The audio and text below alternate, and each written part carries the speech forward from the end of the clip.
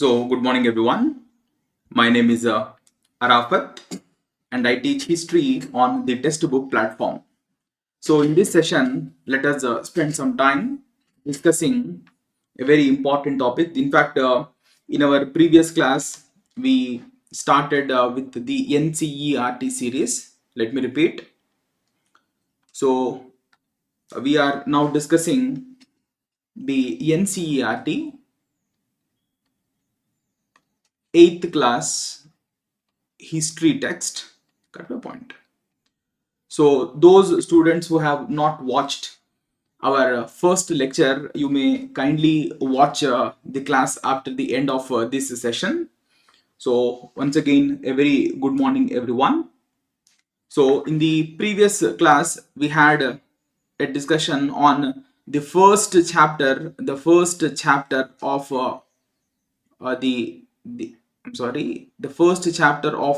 the 8th class history text. So in this session, we will be discussing the second chapter. Got my point. So the second chapter, it deals with uh, the establishment of the British rule in India. So how the British came, how they established their rule in India is all these aspects will be dealt with in the second chapter. So in the coming 40-45 minutes, we will be trying to understand how the British went about establishing their rule. All that will be discussed in this particular chapter. Fine. So let me repeat. What we are discussing is the NCERT series. So we started off with the 8th class NCERT. We have in the previous class discussed the first chapter of the text, the 8th class NCERT. Now we are discussing the second chapter of the 8th class NCERT. That's the point. So in this class, I just told you we will be covering the decline of the Mughal Empire, and at the same time we will be taking a look at the rise of the British. How come the British went about establishing their rule in India? All those aspects will be discussed. So basically, it was from the beginning of it is basically in 1600 AD the East India Company was established. So the East India Company was established through a charter passed by the British Parliament. Charter, you can call it as an act, a law passed by the British Parliament. So in 1600 AD, a charter was passed in the British Parliament, and it was through that charter the East India Company was established. So the East India Company landed in India in 1608 AD. The company was established in 1600 itself, but the East India Company landed in India in 1608. It came to India for trade. So basically, it was a company that was established to trade with Eastern world, including India. Eastern world, by which I mean the eastern part of basically this company was established to trade with the eastern countries like Asia, India, Southeast Asian nations, etc. And this company basically landed in India in 1608 AD. That's the point. So the point is, the company landed in India during the rule of Jahangir. So the Mughal ruler was Jahangir. It was during Jahangir's time period that this company landed in India. That's the point. And it established, the East India Company established its first settlement at Surat.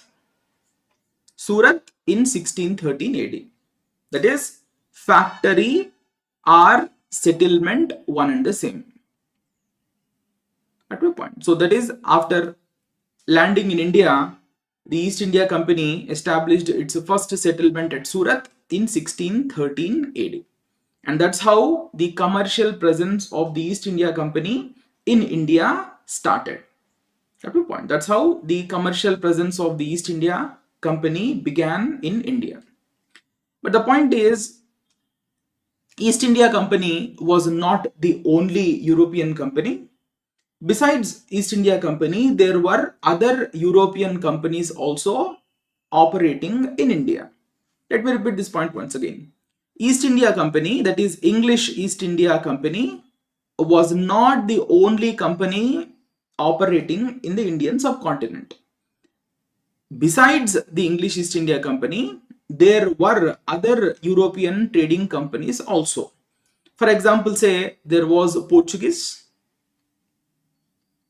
So the Portuguese also had their settlements in India. They were also involved in trade. Second, the Dutch were also there. Third, in fact, the third to land in India happened to be the British, who came to India in 1600 AD. So much before the British came to India, so that is by the time the British came to India, already there were the Portuguese settlements as well as the Dutch settlements. But the point is the British happened to be the third to enter into the Indian subcontinent. Fourth, there were Danes, that is the people of Denmark, that is the Denmark also had its settlements in India. Fifth, the French people, the French also had their settlements in India. So the whole point which I'm trying to convey is East India Company came to India in 1608 AD for trade, and finally it established its settlement at Surat in 1613. It came to India basically for trade. But the point is, East India Company was not the only trading company.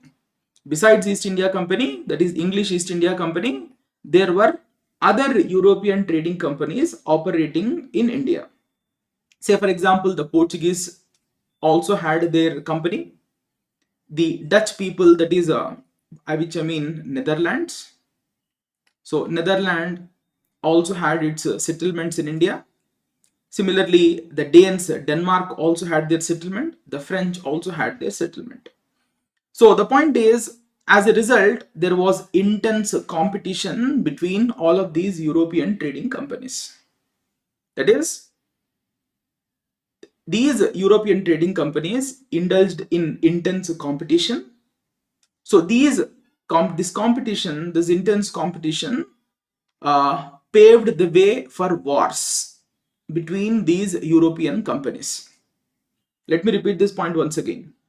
The point is, these European trading companies were operating in India, but there was intense competition between them, because the point is, the profits for these companies depended on two factors. One, they should buy cheap and sell at a higher price. The margin, the difference is their profit. Let me repeat this point once again.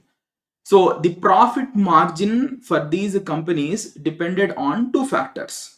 One, their ability to purchase for cheaper prices in the Indian market.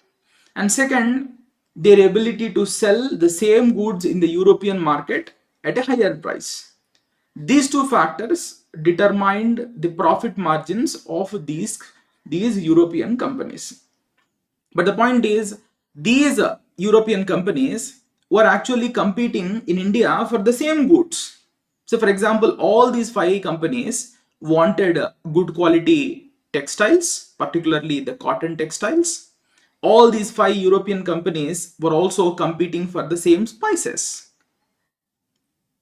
So, therefore, the competition between them, in a way, led to increased prices of the goods in the Indian market. Let me repeat this point once again.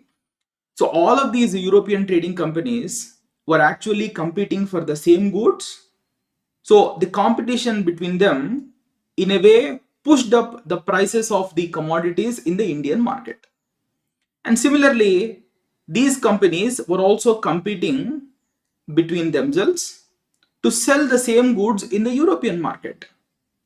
All of these companies were also trying to sell their goods in the European market, and therefore they also competed in the European markets, and the competition between them in the European markets made them sell cheap.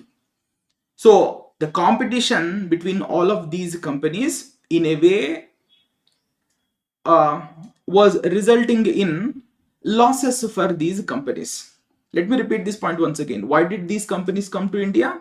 They came to India for trade. That's my point. So they came to India to make money. They came to India for trade and to make profits.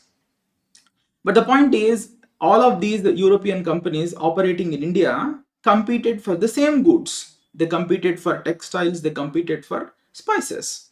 So the competition between these companies, in a way, pushed up the prices of these commodities in the Indian market. This is what actually happened. So intense competition between these companies, in a way, created rivalry between these companies.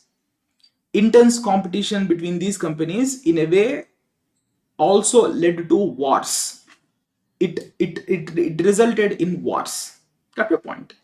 So to to to to safeguard their settlements from these wars, or to safeguard their settlements, they began to fortify their settlements. Basically, each of these trading companies had their settlements, and to safeguard their settlements, particularly during times of wars, these European trading companies began resorting to fortification of their settlements. Fortification means basically they began to construct huge walled structures, in which they basically, I told you that these companies had their settlements. They basically began to fortify their settlements in all four directions. That is what happened. So the whole point which I'm trying to convey is that, take a look at this. The first point, the British landed in India in 1600 AD. That's your point. Then, besides the East India Company, there were other European companies. So they were actually competing for the same goods. So the trade rivalry paved the way for wars. But ultimately, in all of these wars that broke out between these European trading companies, the British emerged successful. In all of these wars fought between these European trading companies, the British, or the English East India Company, in a way emerged successful. By 1750, roughly by about 1750 AD, East India Company, in a way, succeeded in defeating all its European rivals.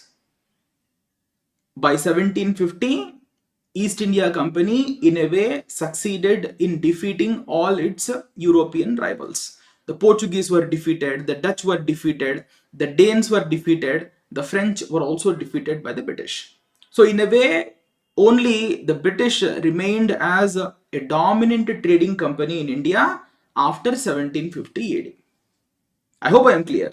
So you have to understand this point, that besides British, there were other European trading companies also. So they competed between themselves. The competition led to wars. But ultimately, in all of these wars, the British emerged successful. They emerged victorious. By 1750, the British managed to defeat almost all of their European rivals. The Portuguese got defeated, Dutch got defeated, Danes got defeated, and the French also got defeated. So you can say that from 1750s onwards, the British emerged as a dominant European trading company in India. A dominant trading company in India. This is one aspect. Now take a look at the second aspect. What happened? So the British landed in India during the Mughal period. Basically, the Mughal rule began in 1526 AD and continued till 1857 AD. The Mughal rule began in 1526, continued till 1857 AD, but the Mughal rule can be discussed in two parts. One is between 1526 to 1707 AD. The second part is between 1707 to 1857 AD. So take a look at this point. The Mughal rule began in 1526, continued till 1857, but the Mughal rule can be discussed in two parts. These are the two parts. So the Mughals were very powerful during this phase. That is, we call this as a phase 1.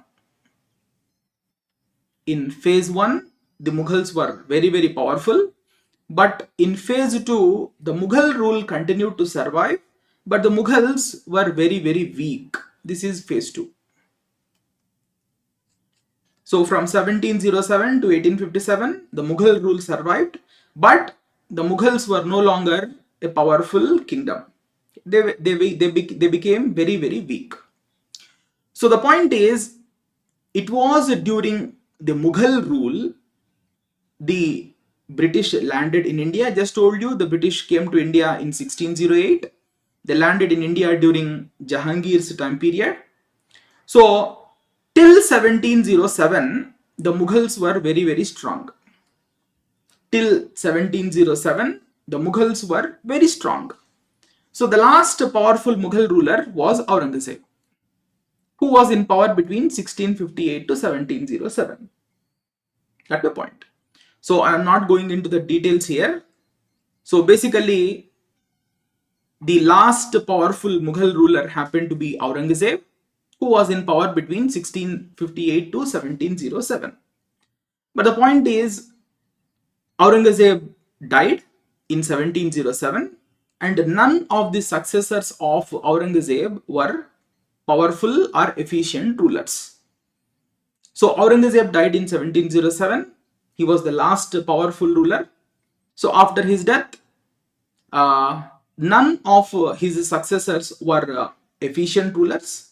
It was during the post-Aurangzeb time period, that is, it was in the post-Aurangzeb time period that the disintegration of the Mughal Empire began to happen. Let me repeat this point once again. I told you the Mughal rule can be discussed in two phases. 1526 to 1707 is phase 1. 1707 to 1857 is phase 2. So during phase 1, the Mughals had their control over the entire Indian subcontinent. During phase 1, particularly during Aurangzeb's time period, the Mughals had managed to establish their rule over the entire Indian subcontinent, by which I mean the entire present day India. It also includes Pakistan, Afghanistan. It also includes parts of Nepal and whole of Bangladesh. So during Aurangzeb's time period, the entire Indian subcontinent was under the control of the Mughals. But I told you Aurangzeb happened to be the last powerful Mughal ruler. None of the successors of Aurangzeb were efficient, and as a result, in the post-Aurangzeb time period, disintegration of the Mughal Empire began to happen. Disintegration of the Mughal Empire began to happen, and in a very short span of time, that is by about 1750 AD itself. By about 1750 AD itself, the entire Mughal Empire got disintegrated, leading to the emergence of numerous kingdoms. So, for example, Marathas. This new kingdom came into existence. In Punjab, the Sikh kingdom came into existence. In Hyderabad, that is in Deccan region, Nizams came to power. Then Bengal became an independent kingdom. Awadh is a present day Uttar Pradesh. A new kingdom came into existence. Similarly, in Karnataka, Mysore kingdom came into existence. So the whole point which I am trying to convey is, in the post-Aurangzeb time period, disintegration of the Mughal Empire began to take place. That's the point. And within a short span of time, Aurangzeb died in 1707, and by 1750, the entire Indian subcontinent got virtually divided into, that is, Mughal Empire collapsed, and numerous new kingdoms came into existence in India. All this happened by 1750. Take a look at all of these kingdoms. Take a look at this map. So this entire Indian subcontinent, basically this entire region, was under the control of the Mughals, particularly during Aurangzeb's time period. This whole region, mind you, even Afghanistan was a part of the Mughal Empire during Aurangzeb's time period. But in 1707, Aurangzeb died. By 1750, this is basically the scene in India. So you can see Bengal became an independent kingdom, Awadh became another kingdom, Mughal rule continued to survive, but Mughal rule was confined only to few parts of North India. Afghanistan became an independent kingdom. This Mizil, the Sikh Mizils, these are the Punjab kingdom. Got my point. Sindh became an independent kingdom. Hyderabad became an independent kingdom. Mysore became an independent kingdom. You can just see for yourself. And Marathas, you can see Marathas emerged as a very dominant power during this point of time.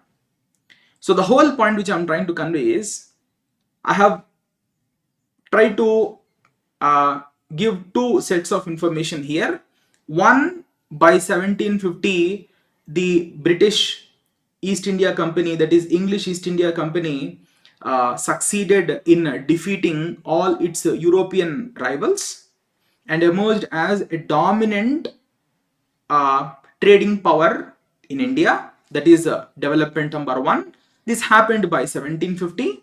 The second development is India virtually got parceled into numerous kingdoms at a point. So it was it was from the middle of the 18th century AD, that is from 1750s onwards, the British began with the political conquest of India.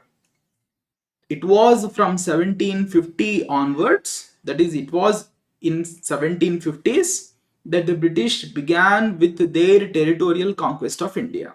So the British came to India in 1608 and they merely remained a trading power till 1757. Till 1757 AD, the British remained merely a trading power. But from 1757 onwards, the British got transformed into a territorial power. Why this happened? This happened because there was no powerful kingdom in India to stop the territorial conquest of the British. This is exactly what happened. I hope I am clear. So the point is, the British were already in India. The British by 1750, by defeating all of their European trading rivals, became powerful. And second, by 1750, India was virtually divided into numerous kingdoms. And therefore, from 1757 onwards, the British began with their territorial conquest of India. That's my point. So, how did this happen? Let us understand. So, the point is, there was a Mughal ruler by name Farooq Siyar. This name is important, remember. So Farooq Siyar was a later Mughal ruler. So this Farooq Siyar was the Mughal ruler in 1717. At the point. So Farooq Siyar issued an order or a farman which became popular as Farooq Siyar's farman. This Farooq Siyar was a Mughal ruler in the post-Aurangzeb period. The Farooq Siyar in 1717 AD issued an order, otherwise referred to as a farman. Farman is a Persian term which means order. So in 1717, Farooq Siyar issued a farman which became popular as Farooq Siyar's farman. That's my point. So under this farman, the East India Company, the English East India Company, was allowed to carry out custom-free trade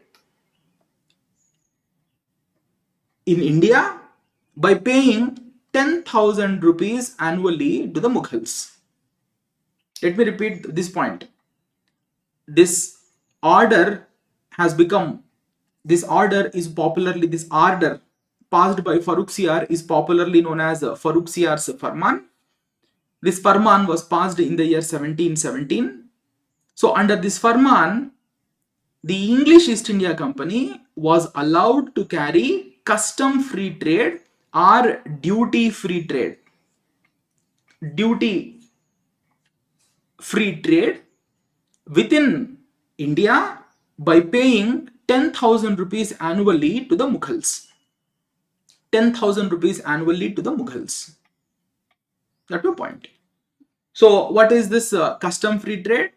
So under this order, under the Farooq Siyar's Farman, English East India Company was allowed to import and export goods without paying any taxes to the Mughals, provided the British paid a lump sum amount of 10,000 rupees to the Mughals. Let me repeat this point once again.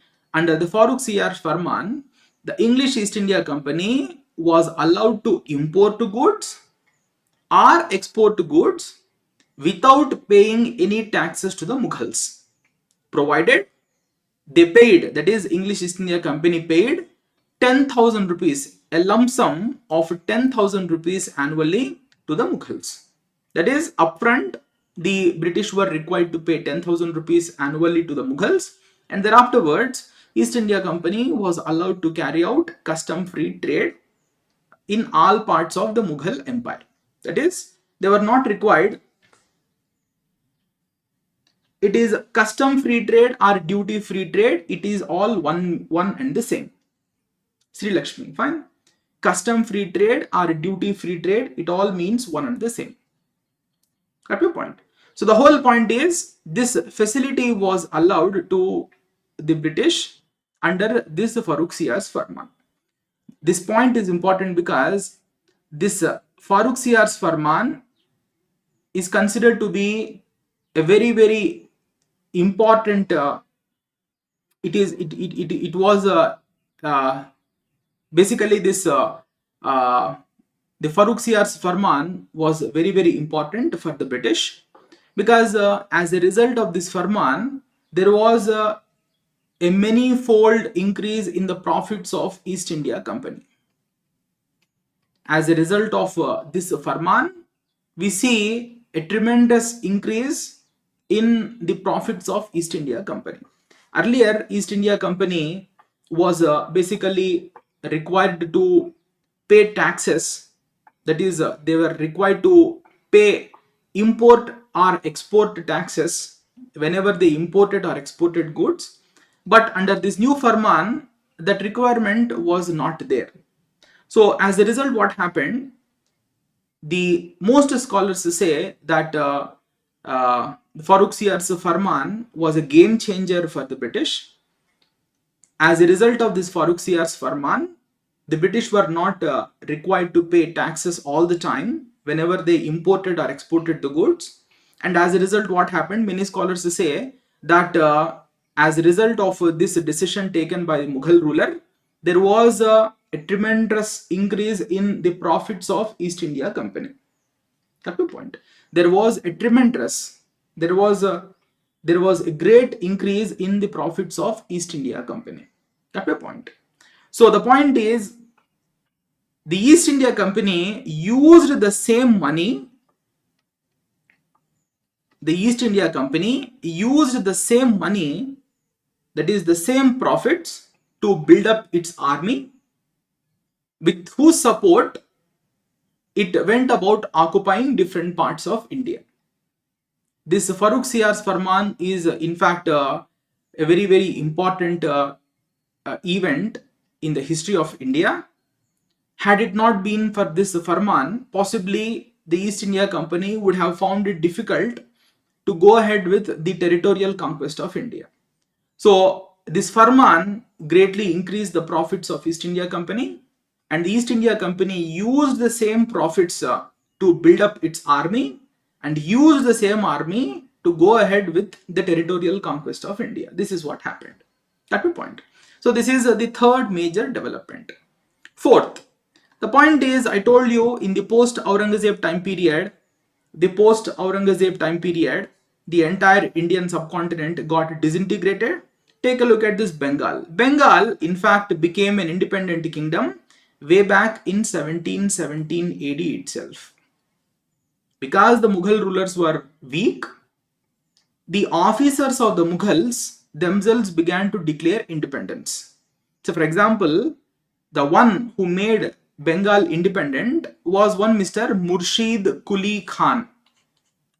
Murshid Quli Khan, who was in fact the officer, who was in fact the governor of the Mughals. Similarly, Awadh also became an independent kingdom in the post-Aurangzeb period. The founder of Awadh kingdom was also a governor of the Mughals. Similarly, Hyderabad Similarly, Carnatic, you can see this Carnatic region. Got my point. So this region, the Carnatic. So the whole point which I'm trying to convey is the governors of the Mughals themselves began declaring independence. It all happened. It so happened because the central authority, that is the Mughal rulers, were weak. So that made the governors emboldened, and that made the governors to declare independence. So one such kingdom that became independent was Bengal, and Bengal became independent way back in 1717 AD itself. Got my point? So this is what happened. Now come to this Bengal. So Bengal became independent in 1717 itself, but in 1756, the ruler of Bengal was one Mr. Sirajuddaula. Bengal became independent kingdom, but the ruler of Bengal in 1756 was Sirajuddaula. It was during Sirajuddola's time period that conflicts broke out with the British. Let me repeat.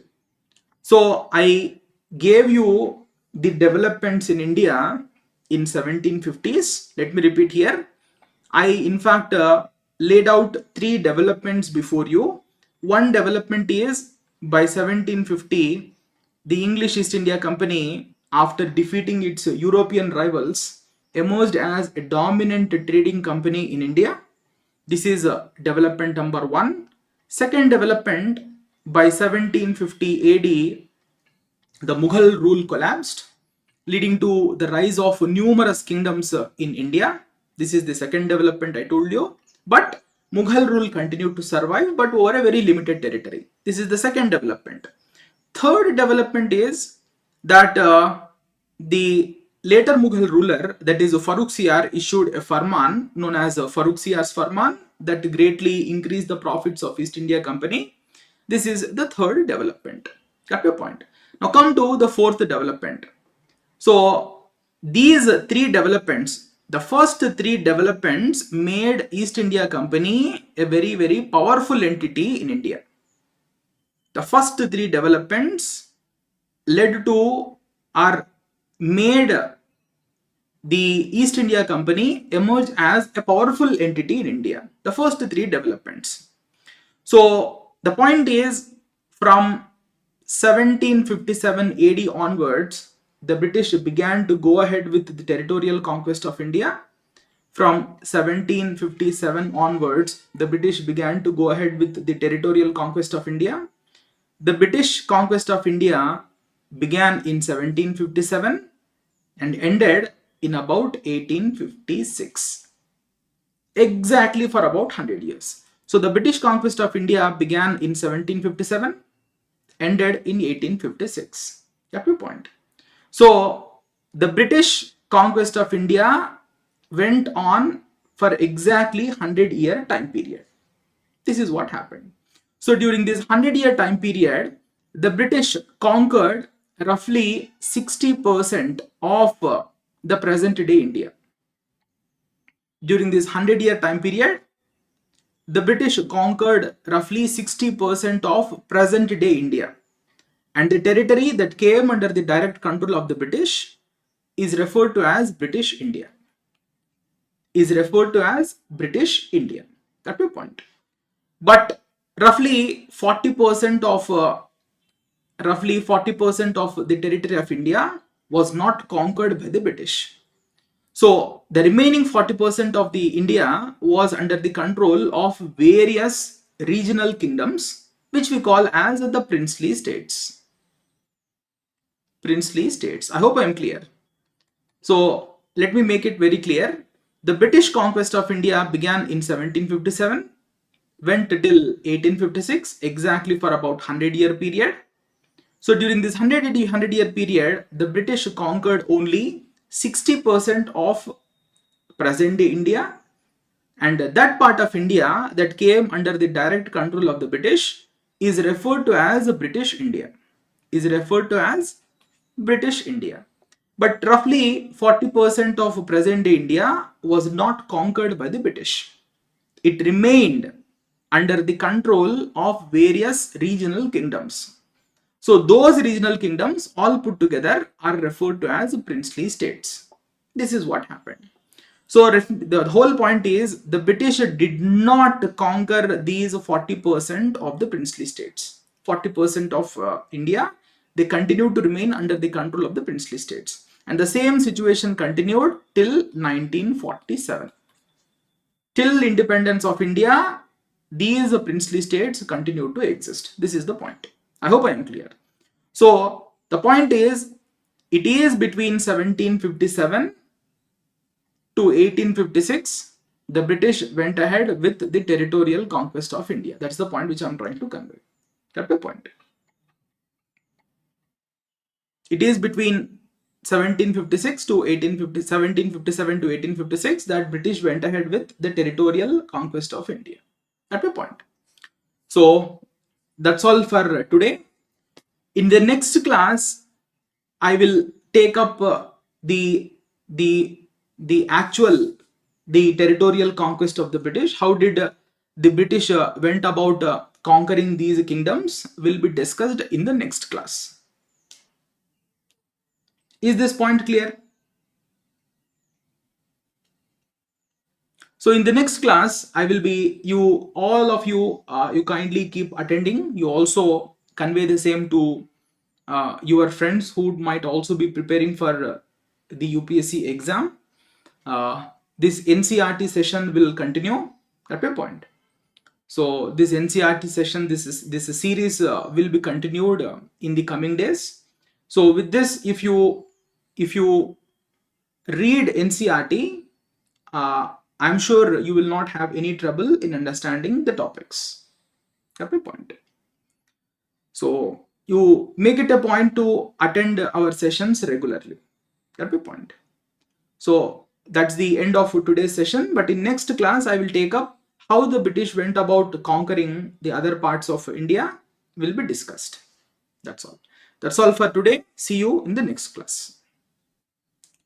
So you also join the Telegram channel. So you can just type my name Arafat_sir textbook. Cut to a point. So I will keep posting the PDF of the sessions which I take on a daily basis, so that you can download the same from the Telegram channel. Got your point? That's all. That's all for today. See you in the next class.